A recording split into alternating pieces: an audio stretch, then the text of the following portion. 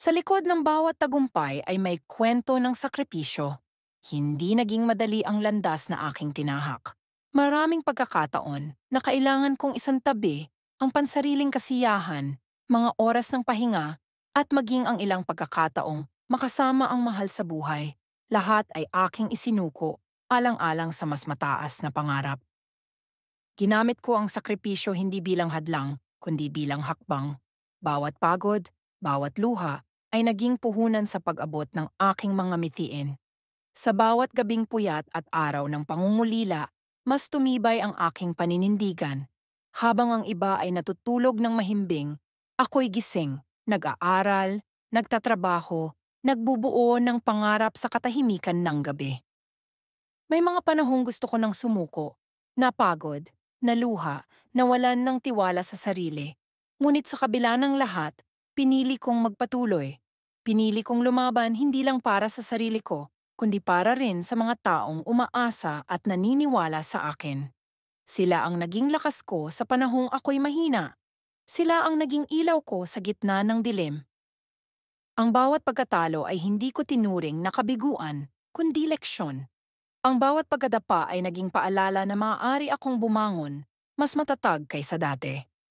At sa bawat hakbang pasulong, dala ko ang alaala ng mga sakripisyong humubog sa akin.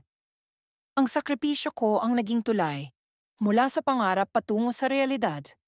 At ngayon, habang pinipitas ko ang bunga ng tagumpay, alam kong higit pa ito sa personal na tagumpay, ito'y patunay na ang sakripisyo, kung may kasamang determinasyon at pananampalataya, ay hindi kailanman masasayang. Ito ang kwento ng isang pusong hindi sumuko. Isang kwento ng paniniwala, tiyaga, at pananampalataya.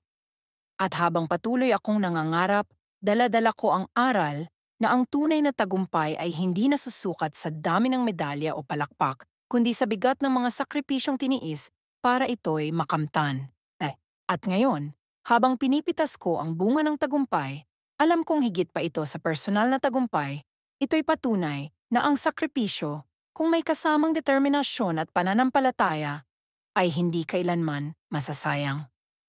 Ito ang kwento ng isang pusong hindi sumuko.